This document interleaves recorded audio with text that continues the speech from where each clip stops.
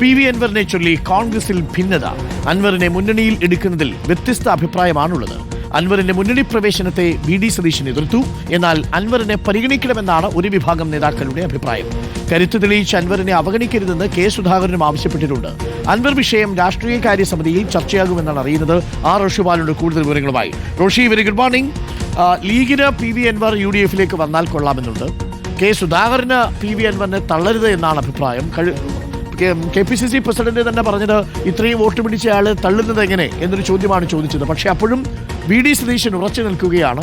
ഈ 19,000 വോട്ടിന്റെ ബലത്തിൽ UDF-ലേക്ക് PV അൻവറിനെ എടുക്കുന്നത് തെറ്റായ സന്ദേശം നൽകും എന്നാണ് VD സതീശന്റെ അഭിപ്രായം. എങ്ങനെയായിരിക്കും രാഷ്ട്രീയകാര്യ സമിതിയിൽ കാര്യങ്ങളുടെ പോക്ക്? കോൺഗ്രസിൽ തന്നെ ഈ വിഷയത്തിൽ രണ്ടഭിപ്രായമുണ്ടെന്ന് അറിയാൻ കഴിയുന്നു.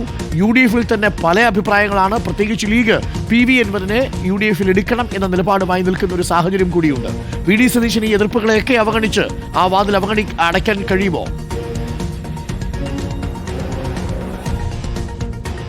Arunkumar, very good morning. ഒന്ന്, നിലമ്പൂർ ഉപതെരഞ്ഞെടുപ്പ് ഫലത്തിന് ശേഷമാണ് UDF-നകത്ത്, കോൺഗ്രസിനകത്ത് ഈ PV അൻവറിനെ മുന്നണിയിൽ ഉൾപ്പെടുത്തുന്ന കാര്യം സജീവ ചർച്ചയാകുന്നത്. അതിൽ പ്രധാനപ്പെട്ട ഒരു കാര്യം, അടുത്ത തദ്ദേശ തെരഞ്ഞെടുപ്പിൽ നിലമ്പൂർ ഉൾപ്പെടെ തൊട്ടടുത്തുള്ള മണ്ഡലങ്ങളിലൊക്കെ മുന്നേറ്റമുണ്ടാക്കാൻ, അവിടെയുള്ള തദ്ദേശ സ്വയംഭരണ സ്ഥാപനങ്ങളിൽ ഭരണം പിടിക്കാൻ PV അൻവറിന്റെ സാന്നിധ്യം അനിവാര്യമാണെന്ന വിലയിരുത്തലിലേക്ക് അത് UDF-ലെ ഏറ്റവും പ്രധാന ഘടകകക്ഷിയായ മുസ്ലിം ലീഗ് എത്തുന്നുണ്ട്.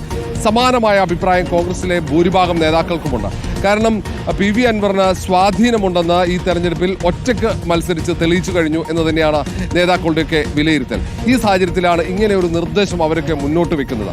അൻവറുമായി ചർച്ച നടത്തി അൻവറിനെ മുന്നണിയിൽ ഉൾപ്പെടുത്തുക. അങ്ങനെയെങ്കിൽ അടുത്ത തദ്ദേശ തെരഞ്ഞെടുപ്പിൽ ഈ മേഖലയിൽ, അത് നിലമ്പൂർ മാത്രമല്ല തൊട്ടടുത്ത മണ്ഡലങ്ങളിൽ, അത് വണ്ടൂരിലാകട്ടെ അത് തൊട്ടടുത്തുള്ള എല്ലാ മണ്ഡലങ്ങളിലും ഈ മുന്നേറ്റം ഉണ്ടാക്കാൻ കഴിയും എന്ന വിലയിരുത്തലാണ്. അതുകൊണ്ട് എത്രയും പെട്ടെന്ന് ആ കാര്യത്തിൽ ഒരു തീരുമാനം വേണമെന്ന് മുൻ KPCC അധ്യക്ഷനായ K സുധാകരനടക്കം കോൺഗ്രസിനകത്ത് അങ്ങനെ ഒരു അഭിപ്രായം ഉയർത്തിക്കഴിഞ്ഞു. ഏതായാലും 27-ന് KPCC-യുടെ രാഷ്ട്രീയകാര്യ സമിതി യോഗത്തിൽ വിഷയം വിശദമായി ചർച്ച ചെയ്യുന്നുണ്ട്. അതിനിടയിലാണ് പ്രതിപക്ഷ നേതാവും UDF ചെയർമാൻ കൂടിയ VD സതീശൻ ഈ PV അൻവറിന്റെ മുന്നണി പ്രവേശനം അടഞ്ഞ അധ്യായമാണെന്ന നിലപാട് പരസ്യപ്പെടുത്തുന്നത്. മാത്രവുമല്ല, നിലവിലെ സാഹചര്യത്തിൽ നിലമ്പൂരിൽ PV അൻവർ ഇല്ലാതെ തന്നെ UDF-ന് വിജയിക്കാൻ കഴിഞ്ഞു. അങ്ങനെയെങ്കിൽ എന്തിനാണ് അൻവറിനെ UDF-ൽ ഉൾപ്പെടുത്തുന്നത്? തുടർച്ചയായി സ്ഥാനാർത്ഥിയെ അപമാനിച്ച, സ്ഥാനാർത്ഥിയെ പരസ്യമായി വിമർശിച്ച അൻവറിനെ UDF-ൽ ഉൾപ്പെടുത്തുമ്പോൾ അത് പ്രവർത്തകരുടെ വികാരത്തിന് വലിയ പ്രയാസമുണ്ടാക്കും. അതുകൊണ്ടാണ് ഇങ്ങനെ ഒരു അഭിപ്രായം VD സതീശൻ പ്രകടിപ്പിക്കുന്നത്. പക്ഷേ അതിനപ്പുറത്തേക്ക് നിലവിലെ സാഹചര്യങ്ങൾ മനസ്സിലാക്കിക്കൊണ്ടാണ് മറ്റു നേതാക്കളും അഭിപ്രായ പ്രകടനം നടത്തുന്നത്. ഏതായാലും കോൺഗ്രസ് നേതാക്കൾ രണ്ട് തട്ടിലാണ്. പക്ഷേ UDF-ലെ പ്രധാനപ്പെട്ട ഘടകകക്ഷികൾക്കൊക്കെ പരമാവധി സർക്കാരിനെതിരെ അഭിപ്രായം പ്രകടിപ്പിക്കുന്ന സർക്കാരിനെതിരെ പോരാട്ടത്തിന് സജ്ജരാകുന്ന രാഷ്ട്രീയ പാർട്ടികളെയും അതുപോലെ ഗ്രൂപ്പുകളെയും ഒക്കെ ഒപ്പം ചേർക്കണമെന്ന അഭിപ്രായമാണ് അവർ ഉയർത്തുന്നത്. അതുകൊണ്ട് തന്നെ പ്രതിപക്ഷ നേതാവ് VD സതീശൻ എടുക്കുന്ന നിലപാട് എത്രത്തോളം അത് വിജയകരമാകുമെന്ന് വ്യക്തമല്ല. പക്ഷേ VD സതീശന്റെ നിലപാട് നിർണായകമാണ് ഇക്കാര്യത്തിൽ എന്ന കാര്യത്തിൽ സംശയവുമില്ല. VD സതീശൻ കടുത്ത നിലപാടെടുത്ത് മുന്നോട്ട് പോയി കഴിഞ്ഞാൽ, വിട്ടുവീഴ്ചയില്ലാത്ത സമീപനമാണെങ്കിൽ ഒരുപക്ഷെ കോൺഗ്രസ് നേതൃത്വമൊക്കെ ഇതിന് വഴങ്ങേണ്ട സാഹചര്യം വരും. പക്ഷേ നിലമ്പൂരിലെ തെരഞ്ഞെടുപ്പ് ഘട്ടത്തിൽ PV അൻവറിനെ മുന്നണിയിൽ പ്രവേശിപ്പിക്കുന്ന രീതിയിൽ ചർച്ച നടന്നപ്പോൾ മുസ്ലിം ലീഗ് സ്വീകരിച്ച നിലപാട് പോലെ ആയിരിക്കില്ല ഇനി. കാരണം ആ തെരഞ്ഞെടുപ്പിനെ ബാധിക്കുമോ എന്ന ആശങ്ക കൊണ്ടാണ് അവിടെ വിട്ടുവീഴ്ചയ്ക്ക് മുസ്ലിം ലീഗ് അടക്കം ഘടകകക്ഷികളും തയ്യാറായത്, ഒരു തർക്കത്തിലേക്ക് കൊണ്ടുപോകാതിരുന്നത്. പക്ഷേ ഇനി അങ്ങനെ ആയിരിക്കില്ല. അവർ അതിൻ്റെ സാധ്യതകൾ, എന്തുകൊണ്ട് അൻവർ വേണം, അൻവർ ഒപ്പം വന്നാൽ എന്താണ് അതിൻ്റെ സാധ്യത, അൻവർ ഇല്ലെങ്കിൽ ഉണ്ടാകുന്ന ബുദ്ധിമുട്ടുകൾ എന്തൊക്കെ എന്ന കാര്യങ്ങൾ വിശദമായി ബോധ്യപ്പെടുത്തും. നിലമ്പൂരിലെ ഓരോ തദ്ദേശ സ്വയംഭരണ സ്ഥാപനങ്ങളിലും ഭരണമില്ലാത്തവിടങ്ങളിൽ ഭരണം പിടിച്ചെടുക്കാൻ അൻവറിന്റെ സഹായം അനിവാര്യമാണെന്ന് തന്നെയാണ് ഇപ്പോഴും പ്രാദേശിക UDF ഘടകത്തിൻ്റെയും വിലയിരുത്തൽ. അതുമാത്രമല്ല, തൊട്ടടുത്ത മണ്ഡലങ്ങളിലും സമാനമായ സാഹചര്യമുണ്ട്.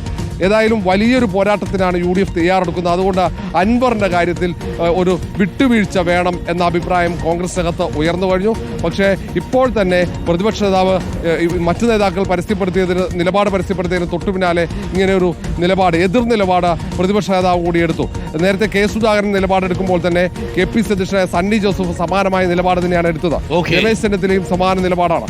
അങ്ങനെ കോൺഗ്രസിലെ ഭൂരിഭാഗം നേതാക്കളും ഈ നിലപാട് ഇങ്ങനെ തന്നെ തുടരാൻ തന്നെ, അതായത് അൻവറിനെ മുന്നണിയിലേക്ക് ഉൾപ്പെടുത്തുക, അൻവറിനെ അസോസിയേറ്റ് അംഗമാണെങ്കിൽ അങ്ങനെ അൻവറുമായി ആലോചിച്ച് അൻവറുമായി ചർച്ച നടത്താനുള്ള ഒരു തീരുമാനം എടുക്കണമെന്നാണ് അവർ അഭിപ്രായപ്പെടുന്നത്. ഏതായാലും രാഷ്ട്രീയകാര്യ സമിതി ഈ കാര്യത്തിൽ ഒരു അന്തിമ തീരുമാനമെടുക്കും. തീർച്ചയായിട്ടും എടുക്കട്ടെ. രാഷ്ട്രീയകാര്യ സമിതിയിലെ തീരുമാനമാണ്. PV അൻവറിന് വാതിൽ അടയുമോ വീണ്ടും വാതിൽ തുറക്കുമോ എന്നുള്ള കാര്യത്തിലുള്ളത്. PV അൻവറിന് ഇനിയും മഴയത്ത് നിർത്തണോ വെയിലത്ത് നിർത്തണോ എന്നുള്ളതാണ് ചോദ്യം.